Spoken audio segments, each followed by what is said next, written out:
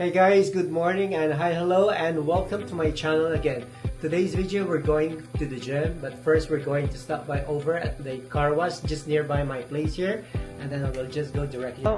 This is my apartment, and yes, this is outside. That's my unit down there, number 7. Alright, and I just parked here. This is my car. This is Sebastian. Yes, it's a new car. Alright.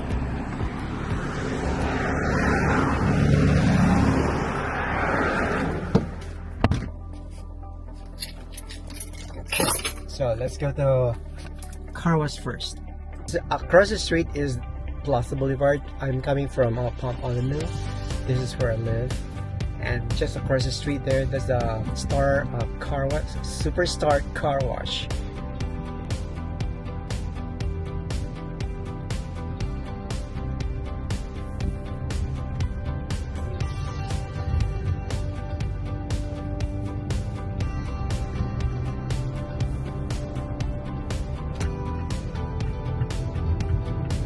See, lapit lang, Superstar Car Wash.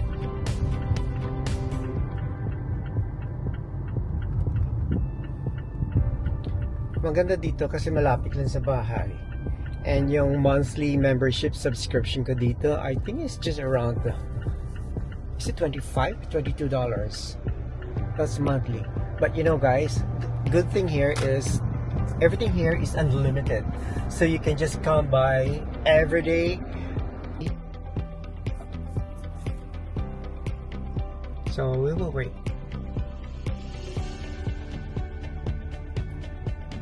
Ang nakakatawa dito minsan, they used to use the barcode label where they put here on your glass. It's like a barcode, QR code, something like that. And there's a scanner in front of that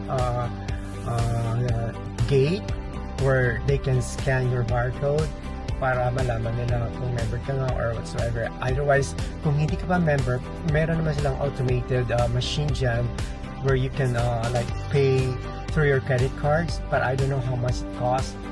But I believe mine is cheaper because when I started be a member here, during the first day of opening, they have this promotional, which is like 2019, something like that. And then yeah, this is unlimited. So yeah, go back to the QR code. Last time they were using the QR code here, but when I got here one time, they said, "Sir, we're going to remove your barcode, QR code, because we're using the car plate now, and we need to register your car plate." And then I said, "Why?"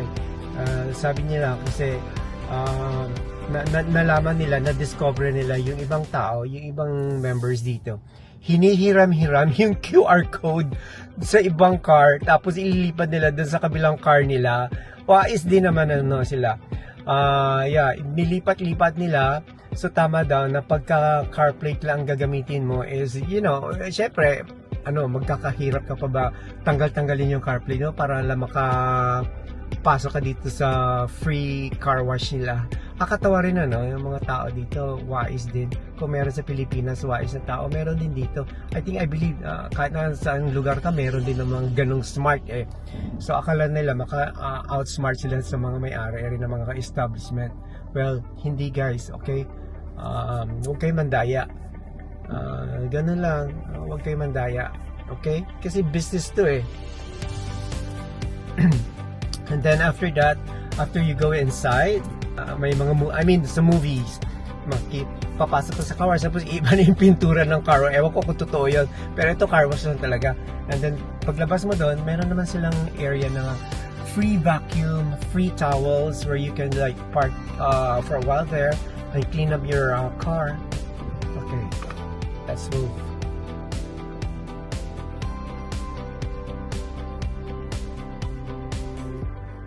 See guys, yan yung yung scanner ata.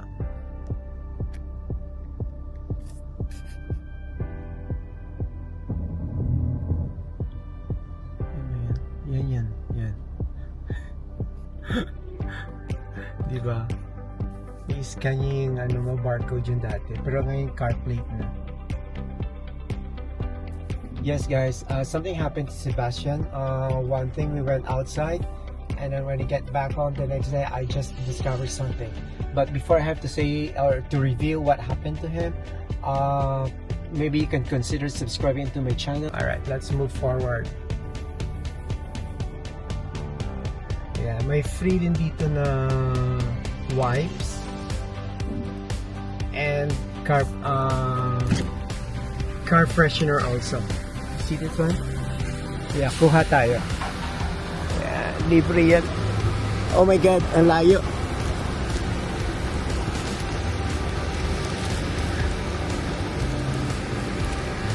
Alright. Huwag na huwag na yung car freshener.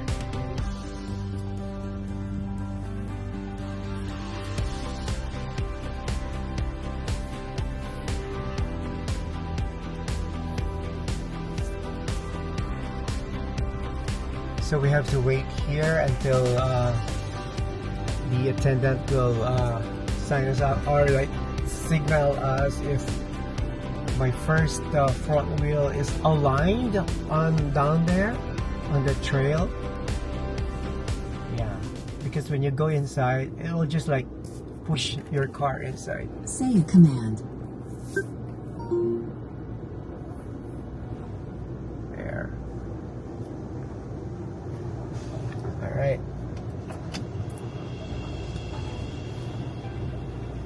Oops.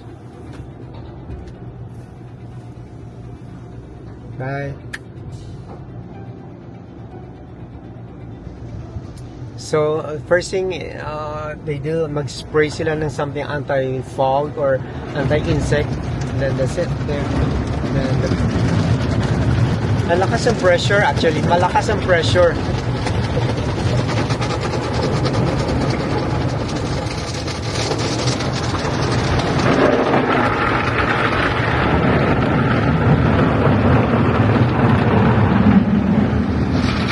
Sa sunroof, tignan natin sa sunroof.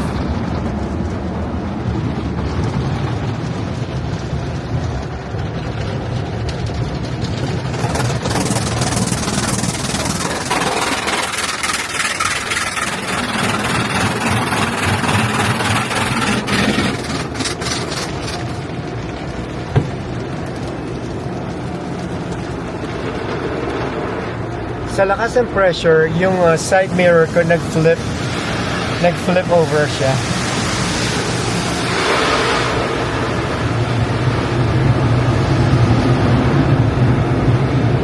Lakas, diba?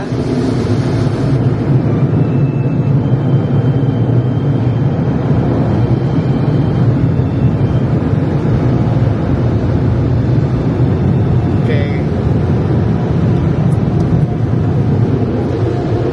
Exit na tayo. So, nandyan yung car wash, nandyan yung parking area na pwede mo linisin yung car mo, mag-vacuum ka, or whatsoever, and towel dry mo siya. Eh, medyo puno ngayon. Next time na lang tayo papasok dyan. Alright. Okay. So, ngayon, mag-garage sale tayo, pero hindi dito sa San Diego. Pupunta ako sa LA kasi mas better ang place doon na pupuntahan namin yung mag-garage sale sa in front kasi ng bahay ng best friend ko. Dito kasi sa apartment ko, hindi pwede. They don't allow here because of this one. See? They don't allow it here. And besides, walang tao dito masyadong naglalakad. So, you see? Yeah. So, pupunta tayo sa LA. Mamaya, magla-lunch muna ako. And then, I'm still waiting for one delivery from Etsy. Nag-order lang ako ng parang magnetized support accessory for my DJI Osmo. So, I'm still waiting for that. Nag-email na sa akin na today is the delivery. So, naka-impake na ako lahat and everything. Yung mga old clothes ko, yung ibang clothes ko. My goodness, ngayon ko lang na-discover may mga etiketa pa yung iba. And then, yeah, natampakan kasi sa dami. Actually, sabi nga ng friend ko, si Art, yung from New York, ordered ako. Pero I don't think so. Kasi ginagamit ko naman actually. It just so happen na. So, sobrang dami lang talaga. Hindi ko na napapansin. I think ganun din sa inyo yun, di ba? So, yeah. So, before we do that, maybe you can consider subscribing to my channel and hit that like button. And together with the bell in order to notify you next time para tomorrow kung ano mangyayari sa Graze. Alright? Nag-fried rice ako kasi meron ako natirang rice. So, tapos na, niluto ko na, umuusok-usok pa together with my broccoli vegetables and beef broccoli. So, ito yung lunch natin. Ito yung natira ko lang ng mga food. Kailangan maubos to. Dahil siyempre, aalis tayo. So, masasayang naman. Ayoko. Do not waste your food, guys. Kung may mga tira dyan, i-recycle ninyo magluto ulit. Kasi mahirap ang buhay ngayon. Right, guys, tikman na natin yung ginawa kong fried rice. Sarap to. Pero ano naman ako magluto kahit na ganto lang.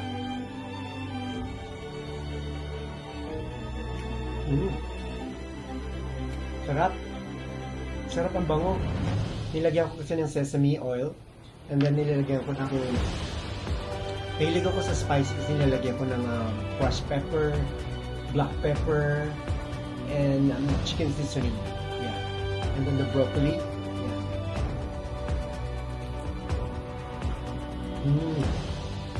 Dami. Init.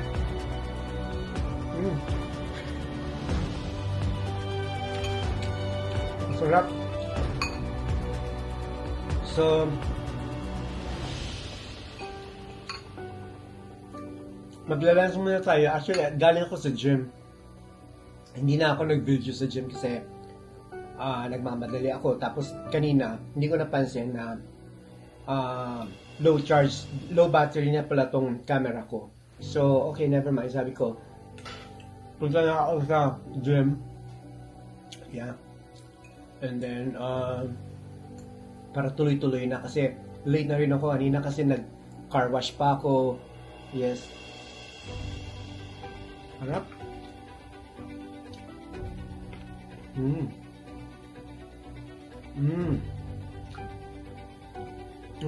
Sarap.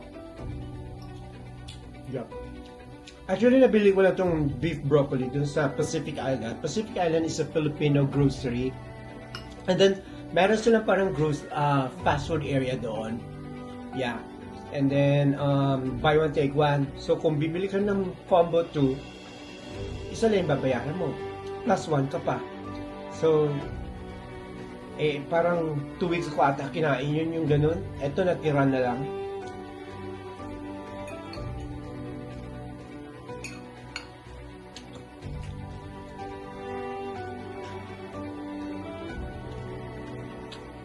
Actually, guys, yung fried rice, masyado madami to. Hindi mo kaya to. Grabe, dami. Pero masarap. Siguro pagbalik ko bukas, lagay ko na lang sa rep para hindi masira. Para hindi masayang. Diba?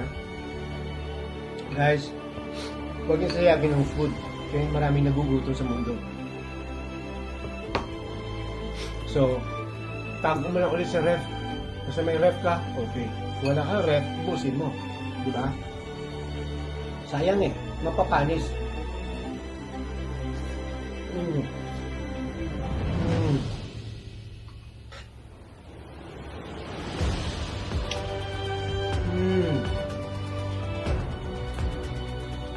my God! Ang sarap! Ngayon ko lang ito natikman yung beef broccoli nila, ha? Masarap. At saka yung broccoli, masyadong green na green. See?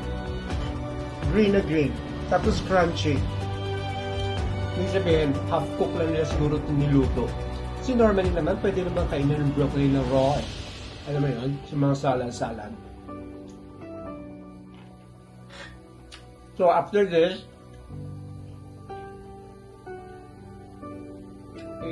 yung mga na-empake ko ng mga trash bags.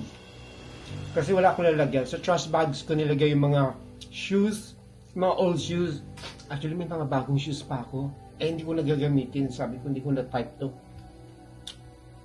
Dispose ko na lahat to para mabawasan na yung gamit ko dito sa bahay. Alam mo yun, ang dami-dami. Tapos yung mga damit, mga old clothes, yung mga coats and blazers and everything, hindi ko naman nagagamit. Hindi na ako mahilig sa ganun. So, naka-impake na, isakay ko na lang kay Sebastian, lalagay ko na lang kay Sebastian. Medyo malayo ang parking ko kay Sebastian, so inaabangan ko sa labas, baka may umalis, para katapat lang, andun na mismo siya. Yeah. Okay? Okay, see you again. I'm done lunch. Hindi ko na ubos. Ang dami. Grabe. Busog na ako. Anyway, na-check ko yung email ko from Etsy. Na-deliver na daw yung accessory ko para sa Cosmo. Tignan natin sa mailbox. Oh my goodness. Para makaalis ka agad ako. Mabuti dumating ka agad.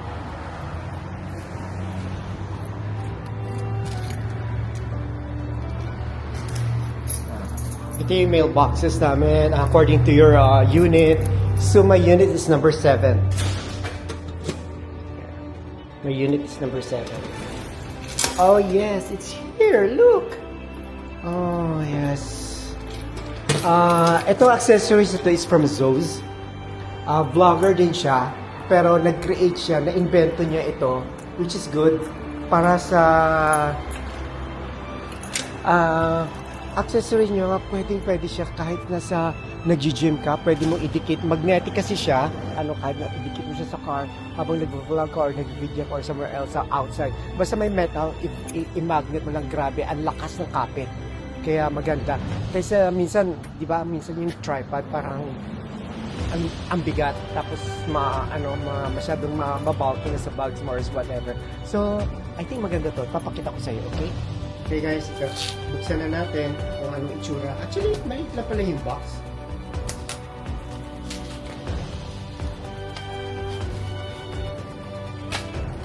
Sirain na natin yung box. Grabe yung package. Hindi ka na buksan. Ayun.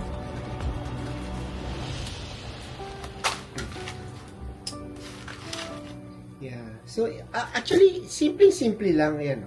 Pero maganda kasi ito, you see? Yan. Dito mo siya ipapasok yung Osmo mo.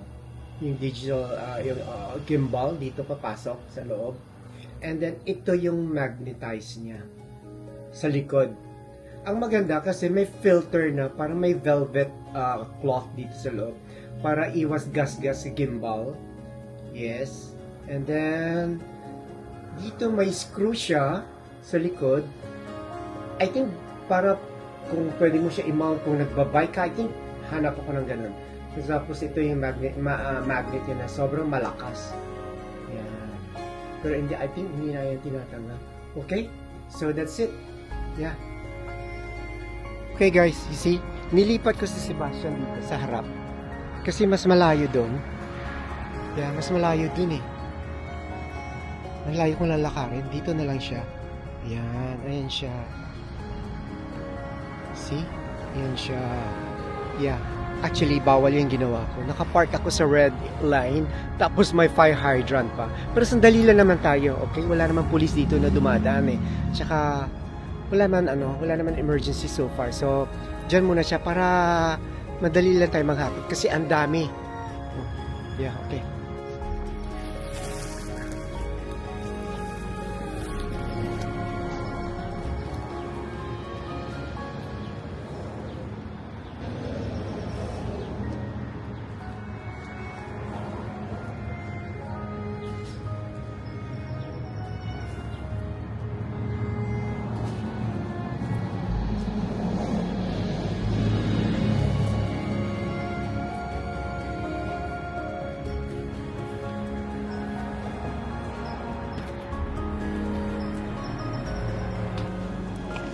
So guys, meron din akong shoes. Actually, nandito pa yung original boxes.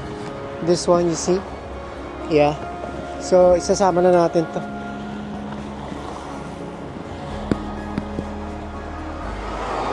Oh, yun o, dito sa loob. Oh.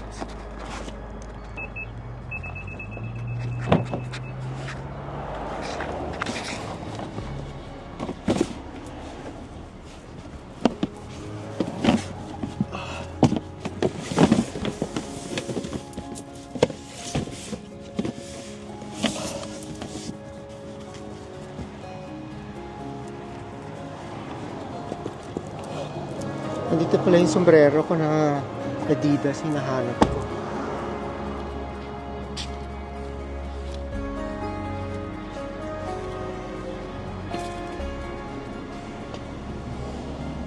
Guys, yung digital Osmo camera ko, naka-magnetize siya sa door ng ano ko, apartment, kasi meron siyang metal. So, di ba? Ayan.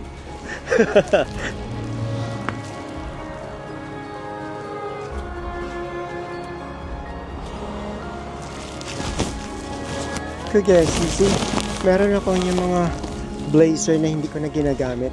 Wait, sandali. Parang madilim ata. Anyway, okay lang yan.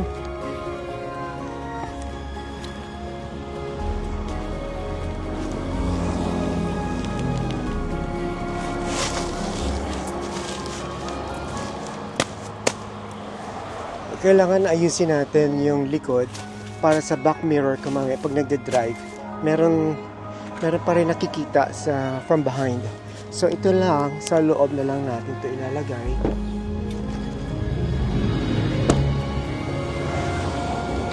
I think wala na ata eh. Pwede na ata ito. Isarado na lang natin kasi pwede na. Ayan. Okay. Pwede naman. Tignan natin. 1, 2, 3, 4, 5, 6, 7. 7 bags. I think meron pa sa loob kaya. Check natin. Okay.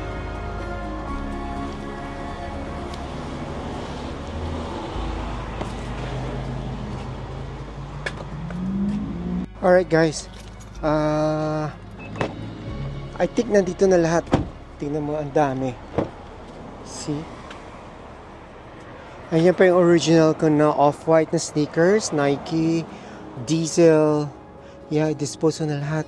And then this box, it's a container for like a case for drone, you know, but I don't know kung meron bibili niya. Otherwise ibigay ko na lang doon kay Bill, yung partner ni Romel. And then so far okay na rin tong sa likod. Tignan natin ulit. See? So 1, 2, 3, 4, 5, 6, 7 bags. Alright, okay.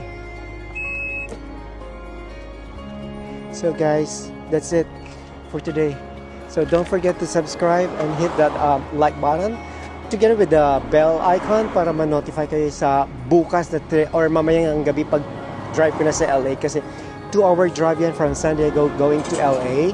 So medyo ma-traffic pa, so I don't know. And then maliligo pa ako and then yes, okay. See you guys, bye!